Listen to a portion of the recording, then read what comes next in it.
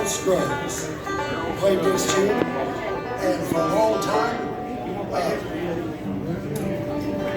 time he didn't get a whole lot of traction until they did the movie Bonnie and Clyde. When they did the movie Bonnie and Clyde, that was the theme song of it. Turns out it became a hit and has been a hit and a banjo standard in bluegrass music ever since.